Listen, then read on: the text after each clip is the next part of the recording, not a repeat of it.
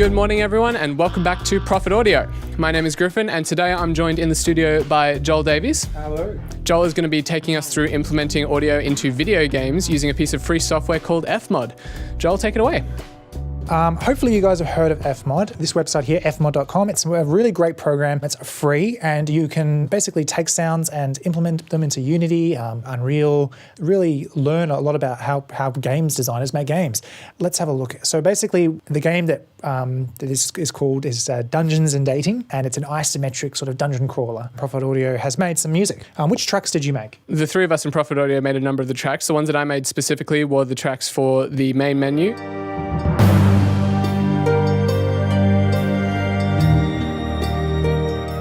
the inn,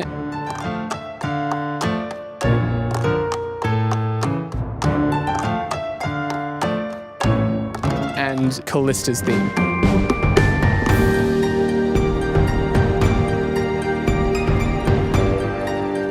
Taking assets that you guys have created, my job was to basically implement them into this program and then implement them into the engine. I'll just show a little bit here. So this is the one, this is in Unity. This is the alpha title screen, but that's okay. But what we'll show off today, and in particular I want to show off, is the dungeon music. I think it's really cool. So when you're in the dungeon, you're crawling through a dungeon, you want some music to accompany you. You want to feel like you're immersed in this creepy space. So I'll just play a little bit of music.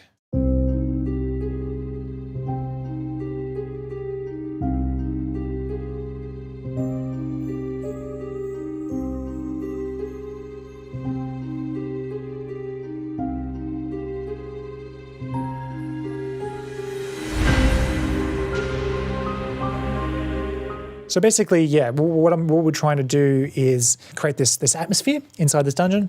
And then what we want to do is that if an enemy appears, we want to start some combat music. And I think that was really cool.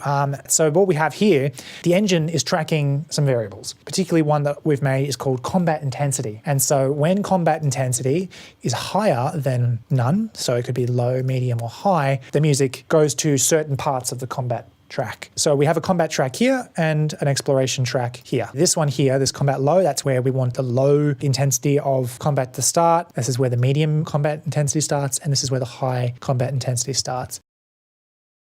So let's just say we're playing some music.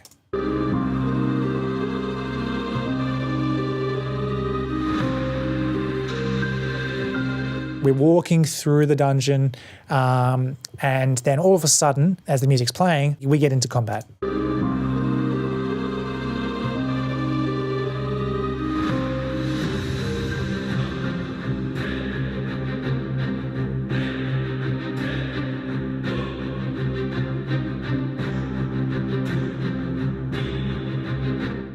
So I thought that was really cool. Sick. Yeah, I thought it was really cool. If let's say we have one enemy, it's just low intensity. If we have multiple enemies, it's more intensity, and so the music, as it progresses along the track, gets more and more intense. If you start in low, it just keeps playing. So naturally you'd think maybe the combat's just a little bit, it gets more and more intense as it goes along. Another cool feature that I did with your music was to take elements of the percussion and put probability on them. So when we go through a game loop, like a loop of music, we have, let's say, a cymbal hit, and sometimes a simple hit will play and sometimes it won't.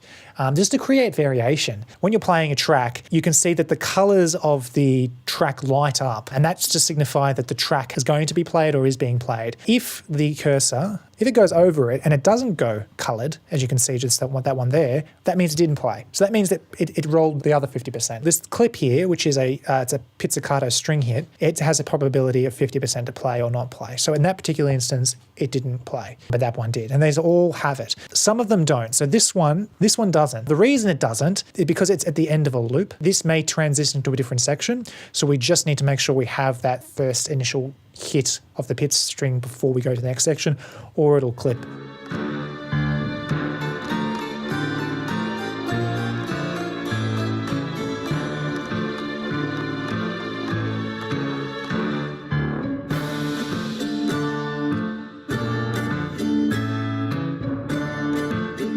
So each of those clips has like a 50% probability of playing or not playing each time you go over them, and it's completely random each playthrough. Correct. Yes, correct. Wow. Yeah.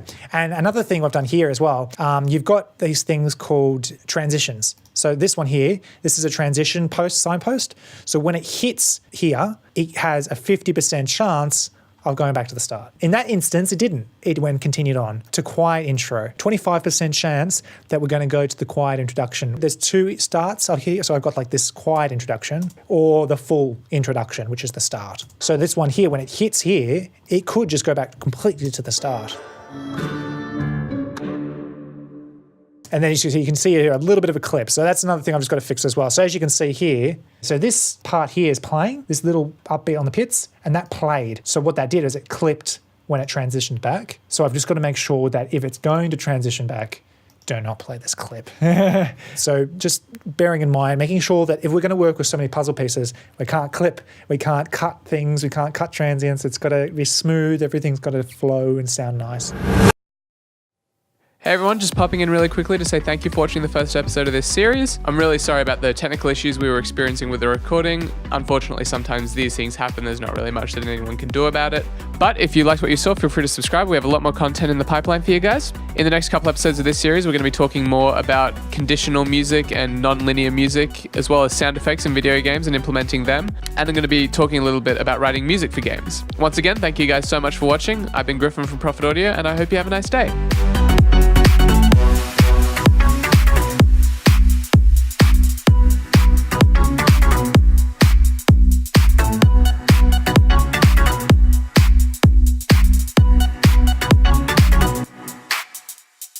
It could just go back completely to the start.